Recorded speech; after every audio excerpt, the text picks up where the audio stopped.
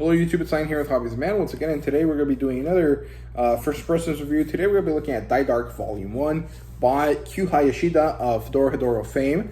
And this is published by 7 Seas, as you guys can see right there. It's a shonen actually, but it's rated as older teen in the US. It's a dark fantasy, dark sci-fi type of story. And I guess it is kind of what you would consider offbeat or irreverent. It's really weird, and I think it would appeal to a lot of people. It appeals to me to an extent, but I would not say that it's something that I'm interested in collecting currently. And so I'm going to actually hand this off to one of my roommates for their birthday as part of their larger birthday gift. So I think I'm not going to keep this for now, but I will probably end up coming back to it later.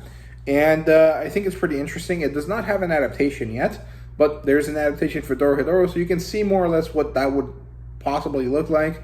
There's character designs here that are pretty similar across the two series, even though the older series, Dorohedoro, has like distinct like differences because the art style is older. The manga has evolved a lot since they started publishing Dorohedoro, right? So, yeah, now I want to talk about this edition because I think it's different from the Visig edition, obviously. Starting off with the size, this is smaller, but this is a lot more similar to the edition I have of Dorohedoro from Mexico. I don't have it with me since I took it back to my parents' house and left it there, but the interesting thing about this is that it has very nice colored paper inside. It has color pages galore. It has a few here in the front.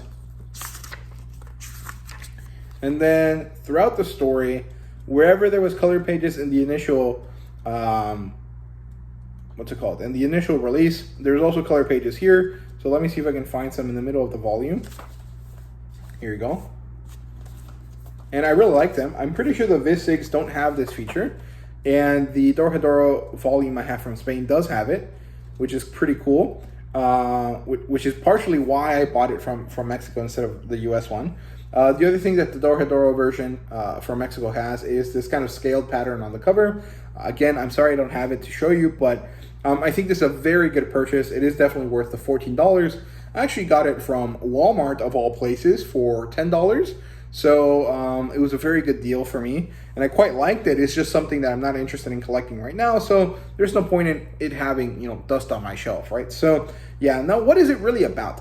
It's very hard to explain without making it sound boring. It kind of feels like Saga in that sense, because Saga is very similar to Star Wars, and this actually feels pretty similar to Star Wars in some instances as well. But because they are kind of more slice of lifey with like moments of action, Saga and Die Dark are very hard to explain without making them seem immensely boring. So I'm going to try my best. Die Dark is about these two people, or this one person and this one object that are friends, right? There's the main character, and his name is Senko, and he has this buddy called Avakian, who is his backpack. So Senko is this guy, and the bones that you see around him are Avakian, right? So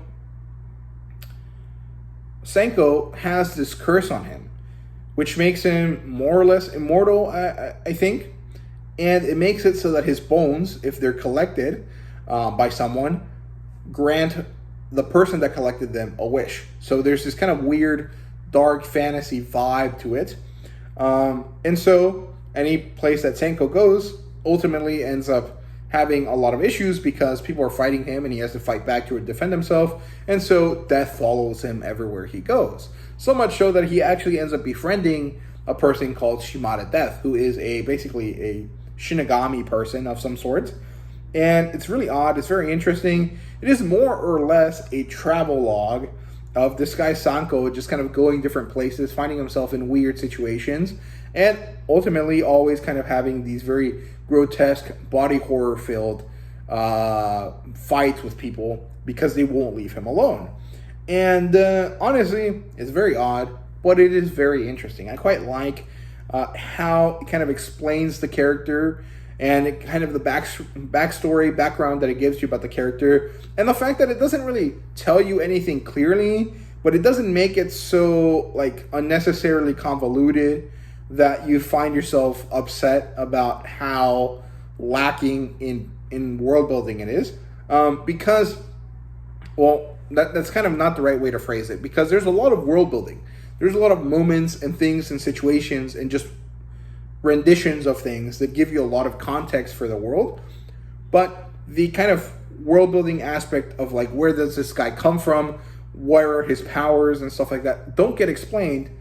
And usually that is something that I dislike. But the way Q Hayashida does it is kind of interesting, because you kind of know how his powers work, but you don't really have a clear, you know, written out, like, this is the rules to this character's powers kind of thing, right? And so even though there's a little bit of frustration for that, in my opinion, for me, it's not so much so that I would dislike it, which is a very good sweet spot to be in, because I'm very much the type of person that will drop something if I don't like the world building, right? So yeah, that's all I really have to say about Die Dark, without it getting kind of convoluted and kind of having to really deep dive into, you know, what happens in this book. So I'll leave it at that. I hope you guys enjoyed the video. If you did, please leave a like, subscribe, and comment down below. Let me know what you thought. Let me know what you guys thought about Die Dark if you've read it.